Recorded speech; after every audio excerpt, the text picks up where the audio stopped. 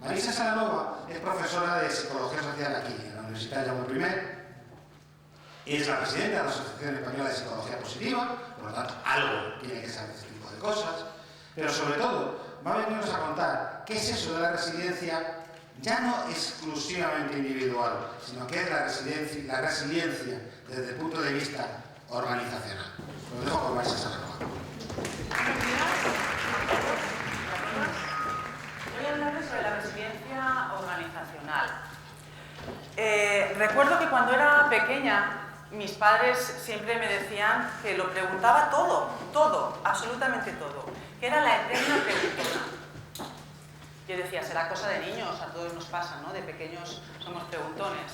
Pero con el tiempo y con ese efecto retrovisor, que a los psicólogos nos gusta mucho utilizar efectos y síndromes, como ahora verán, miras para atrás tu vida y te das cuenta que quizá esa curiosidad, esa proactividad, esa perseverancia por querer preguntar y saber más que el simple ¿por qué son las cosas así?, me hizo llegar quizá a donde estoy.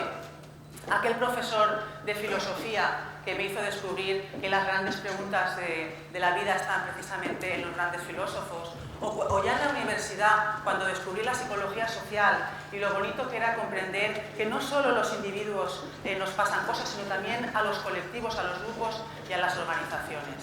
Yo creo que de ahí me vino esa curiosidad. Ahora entiendo la resiliencia organizacional como este árbol, bello por fuera, fuerte por dentro, con unas raíces importantes y nutridas, que precisamente son los empleados, los trabajadores de esas empresas. Es la gente, precisamente, la que hace de las empresas que florezcan, como en este caso.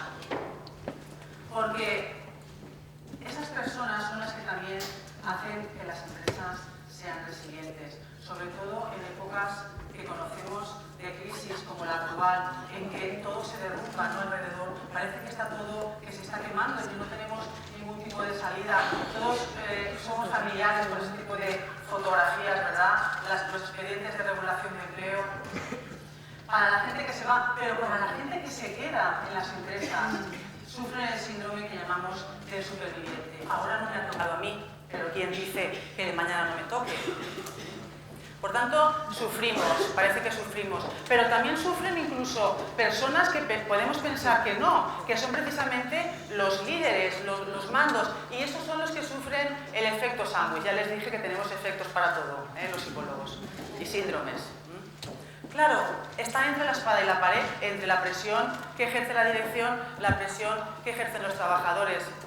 Y realmente las organizaciones hemos pasado o han pasado de navegar en grandes barcos a tener que surfear por aguas inciertas. Las grandes empresas también les pasa, ¿eh? Si no, miren. Miren.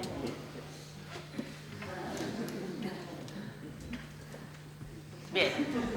Yo creo que sobran palabras, ¿no? Para a veces algunas imágenes. Claro, aquí nos encontramos con esa idea de que el mundo parece que se está quemando. Cuando nos centramos y nos focalizamos en lo que va mal, nos encogemos. Tiramos hacia adentro, ¿verdad? Miramos con una linterna qué nos pasa en nuestro interior. No nos damos cuenta de lo que está pasando en el exterior. Es lo que llamamos los psicólogos el efecto de focalización. Nos focalizamos solo en lo que va mal. Nos lamemos las llagas, no nos damos cuenta de lo que funciona bien. Los psicólogos, de hecho, nos hemos caracterizado por estudiar lo que va mal de las personas. La psicología ha estudiado básicamente los trastornos, los problemas. Que levante la mano quien no piense que cuando un amigo le dice que va al psicólogo es porque se va de fiesta, ¿verdad? No, es porque quizá tiene un problema, ¿verdad? Pero en otras culturas, por ejemplo, la crisis en China, en chino, tiene un doble significado. Es peligro y es oportunidad. A lo mejor por eso les va también a los chinos, ¿no? Últimamente con la economía, ¿verdad? Quizá esas creencias colectivas y culturales están haciendo esos cambios. Ya lo decía Bernabé Tierno, psicólogo español, que las crisis forman parte de la vida del hombre. Lo inteligente y práctico es adaptarse y aceptarlas con optimismo y transformarlas en una oportunidad. extraordinaria para fortalecernos y así ser más felices en el futuro. ¿Recuerdan a Einstein, verdad? Él ya lo decía, no pretendamos que las cosas cambien si seguimos haciendo exactamente lo mismo. Por eso es necesario ese cambio de mirada. Y ese cambio de mirada, una mirada mucho más positiva, nos la da desde la investigación la psicología positiva. Con Martin Seligman, que le llaman eso, el padre de la psicología positiva, ¿verdad? Él dice que, de alguna manera, la psicología positiva intenta focalizar desde una parte distinta el estudio y el funcionamiento óptimo de las personas y de las organizaciones, estudiando las personas y las organizaciones que son positivas. Bien, todavía me sigo preguntando grandes preguntas. ¿Y por qué es importante ese cambio de mirada? ¿Por qué es necesario aportar esa mirada más positiva? Para mí hay razones prácticas. Estudios que se han realizado, no les voy a cansar con datos, pero muchos estudios que se han realizado respecto a este tema vienen a decir una y otra vez que las personas que se encuentran bien en el trabajo, que están engaged, que les ilusiona lo que hacen. Picasso decía que su pincel pintaba solo, ¿verdad? Esas personas son mucho más productivas, su trabajo es de mucha más calidad. Estudios hechos, por ejemplo, por Kim Cameron en la Universidad de Michigan, vienen a decir que los líderes, los jefes, cuando se centran en lo que hacen bien sus empleados, son 2 veces más productivos. Algo de estrategia hay en este sentido. Pero también hay razones científicas. Si yo les preguntara, ¿tomarían alguna de estas pastillas sin saber exactamente cuál es su efecto? Si ha sido testada o no. Porque son bonitas, ¿verdad? Lo mismo pasa con muchas modas de management. ¡Ah, qué bonito! Esto es nuevo, vamos a ponerlo en práctica, pero no sabemos los efectos. Es necesario basar las prácticas en la investigación científica, porque si no, no estamos haciendo nada aquí, en la universidad. Desarrollamos nosotros desde la perspectiva científica lo que llamamos el modelo HERO. HERO, no estoy haciendo ningún tipo de publicidad, aunque realmente suena bien. Son empresas Healthy and Resilient Organizations, empresas que son saludables y resilientes. Con salud, con resiliencia, digamos, avanzan y aportan en los cambios. Nuestro modelo se basa en 3 premisas. Aquellas organizaciones que implantan esfuerzos sistemáticos, proactivos y planificados de buenas prácticas para mejorar la salud psicosocial de los trabajadores y también su salud financiera, obviamente, obtienen resultados organizacionales saludables. Excelencia, proactividad, resiliencia, adaptación a los cambios. Y todo eso en un proceso interactivo. Nuestra última publicación, después de 1 año y medio, es muy duro trabajar en la investigación porque tienes que pegarte con muchos editores, en el buen sentido de la palabra, fue en esta revista y publicamos justamente el mes pasado el estudio sobre la validación de este instrumento con equipos y empresas españolas, básicamente pequeñas y medianas empresas. ¿Qué es lo que encontramos con complejas ecuaciones estructurales que no voy a contar ahora aquí porque no quiero aburrir? Que precisamente prácticas organizacionales como es el que el equipo tenga autonomía, que los líderes le den empowerment, le den apoderamiento para poder tomar decisiones, que tengan feedback sobre sus tareas, que haya un clima de apoyo, una conexión entre la gente, comunicación entre ellos y además también un estilo de liderazgo positivo y resiliente, que veremos después, hace que los equipos estén más saludables. ¿Qué significa eso? Que crean más en ellos mismos, yes we can, podemos hacer, que estén más engaged en su trabajo y que además sean más resilientes. Y eso va a hacer que tengan mejores resultados.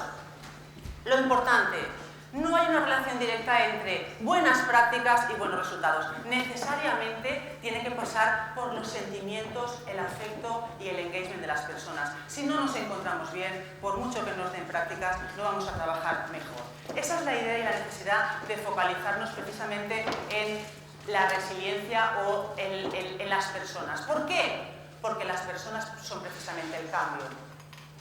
Y es de donde viene el cambio en las organizaciones.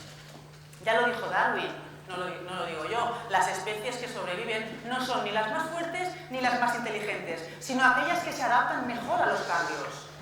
Me encanta esta foto porque le pasa como a las empresas, ¿no? Un huracán. De repente viene un huracán y lo tira todo por el aire. Las personas, los ordenadores, la tecnología. ¿Y qué queda?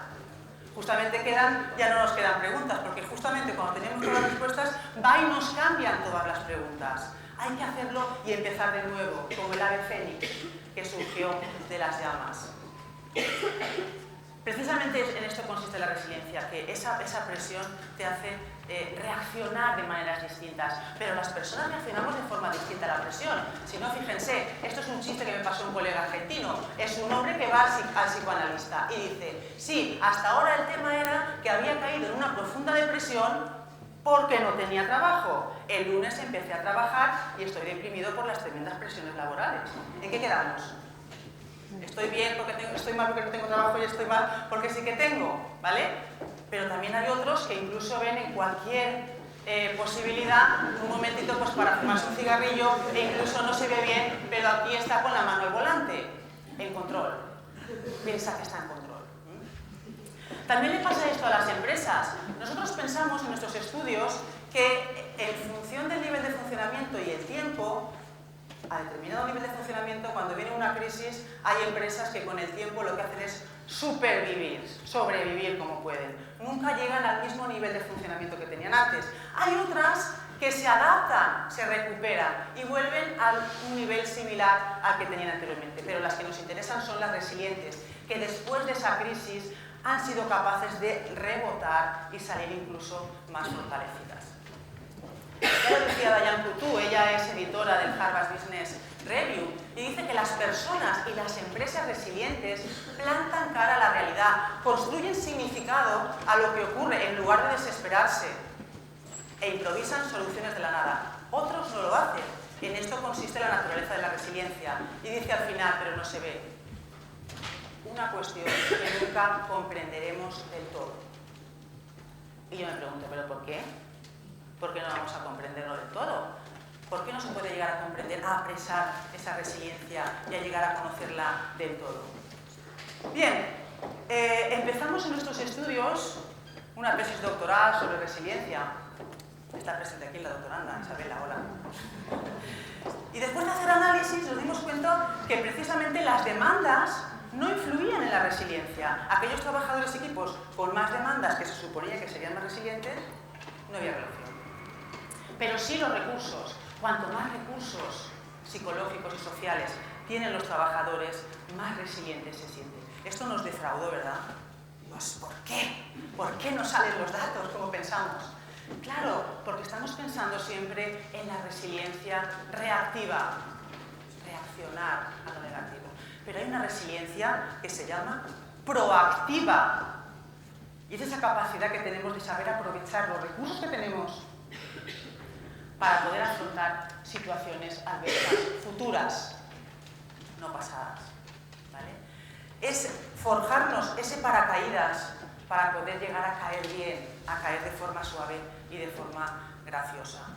Es esa necesidad que tenemos de ir por la vida con esa mochila, lo que yo llamo mochilear, poner recursos psicológicos, sociales en nuestra mochila, ir cargándola para emprender ese largo camino que tenemos en la vida y que no sabemos lo que nos va a deparar. Hagámoslo ahora, no esperemos a que pasen situaciones adversas. Ahora es el momento para poder estar preparados.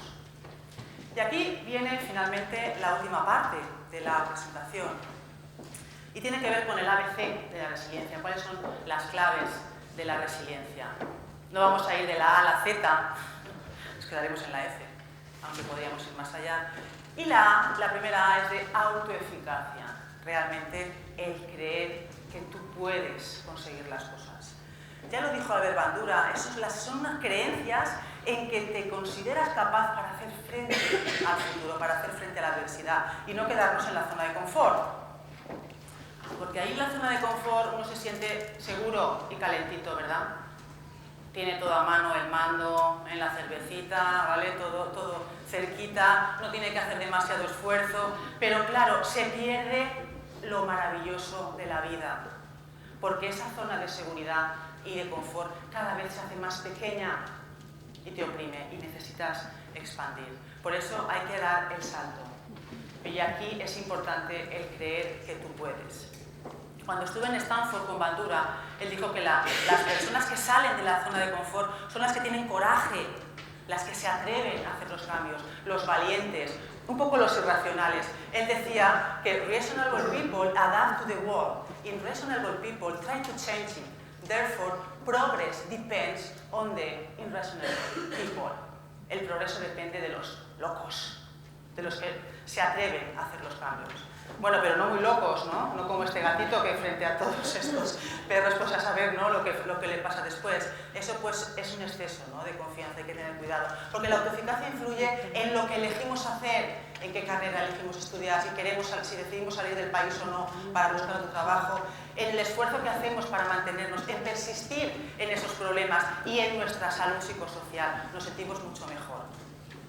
Ejemplos tenemos, ¿verdad?, en la historia, el eslogan del sí. Nosotros como colectivo, como eficacia colectiva percibida por toda una comunidad, podemos. O por ejemplo, sin ir más lejos, la selección, ¿verdad? La selección española, qué buenos recuerdos, saboreamos aquellas experiencias, ¿no? Ahora podemos y ganamos.